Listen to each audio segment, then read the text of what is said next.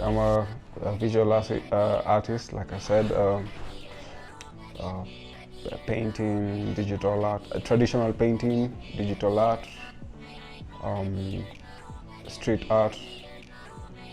Just recently trying my hand in installations. I'm an artist, a full-time artist. I do paintings and a little bit of charcoal, and I've done dozens of exhibitions. I'm a painter, majorly, but I call myself an artist because I do other things other than painting. I do collage, a bit of sculpting, though I don't show that. Yeah, and basically I just create stuff, digital artworks, yeah.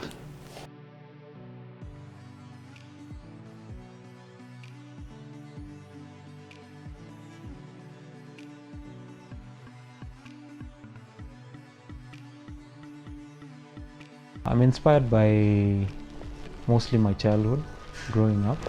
I grew up in some places in Nairobi, and from what you can see from the pieces, there are certain colors I use, so they're all inspired by the type of wall we had, and just basically everything that I can remember, yeah, that has that blue feeling. Yeah, I think inspiration for me can come from anything and anyone. African stories, African people, um, uh, past experiences, uh, sometimes dreams.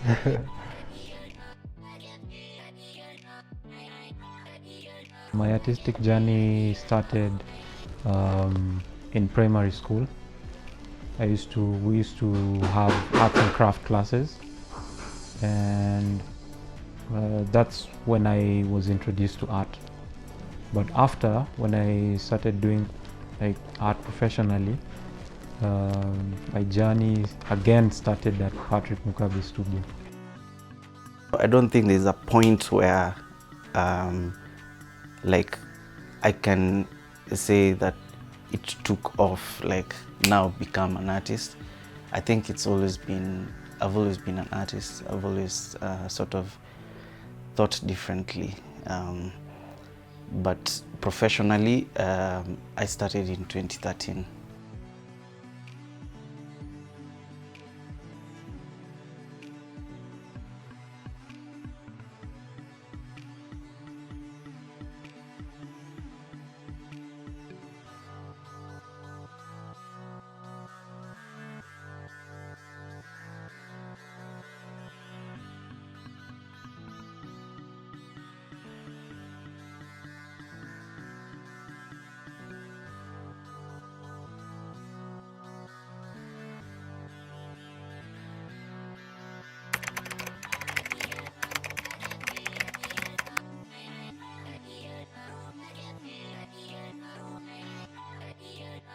Honestly, I don't always think of myself as a one with great business acumen. In fact, I am more on the idea side than the making money out of it side. Yes, I learned a lot from school, but a lot of this stuff just, you get to figure it out on your own, pricing your work. That you can't learn that stuff in school, and also just keeping an eye out on market trends, that you can learn in school. So honestly, I don't think this is a question for me. We've had issues in terms of the curriculum, how it is structured. Art has been missing in the curriculum for a very long time, but now I think it's beginning to come back through the CBC, as you very well know. And because of that, it has not been actively a career one pursues right from high school. It is not even, if I note, it is not even in the unit, the areas that you can choose from the, like the way they say, when you're in job or something, you have to select certain universities with this course. It's not even included. It's maybe from knowledge, private knowledge, maybe from the media or something that there's a course called Fine Art and Design or something like that. So based on that, parents are very how would I put it? They are very they are reserved in terms of encouraging their children to go into fine art and design. So based on that, then we face all these issues in terms of what businesses. So the people who are trying to do art and design in the university are kind of self-motivated. They do their own innovations. Once they learn these skills, they try them. First of all, the first thing they will do probably is paint a portrait for somebody, their mother, their father, maybe get some little money, a neighbor, a friend or something like that. So they this becomes like their way of earning money as businesses. I wouldn't say they are formal businesses, but it's something it's so informal. It's something you learn on the job. You do cards for Valentine's, you do cards for Christmas, for success cards, and this way you are able to get some little money. So this is their way of earning some little money, but it isn't formal. I wouldn't say they put it as a business, knowing it's going to be a huge business. It's things they do to just get along, to be able to pay their fees, to be able to pay to get their materials for art and design, things like that.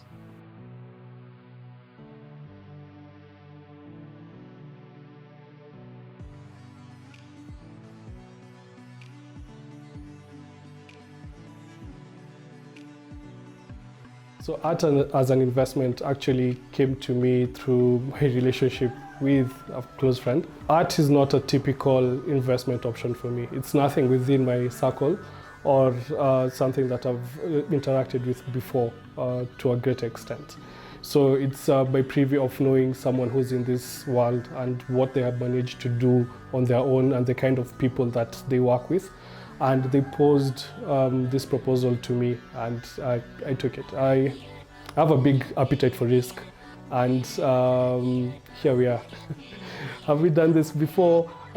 Yes, some years back, maybe about 4 or 5 years, I was introduced to someone who said they were an artist, and they were struggling a bit to get their work out because they could not access some resources. And I invested in them, and I think I called a lawyer to actually put a contract just to further solidify the engagement, but that didn't go so well. I didn't even recoup my initial investment. So yeah, I've done it before. It didn't go so well. Hopefully this time it would.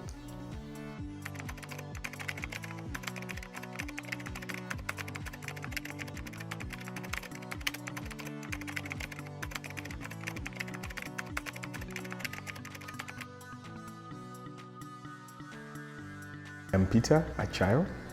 I'm an online art curator and also researcher on the contemporary African art practice. I'm also an art lover. I mean, not just doing research for purposes of work or just as an abstract form of work. Hi, my name is Olivia Mbani. I'm a singer-songwriter and a marketing consultant. My name is Amaus Kimani. I'm an artist, curator, and have found myself being an art dealer. My name is Andrew Ngurumi. I am an art lawyer and intellectual property lawyer practicing in Nairobi.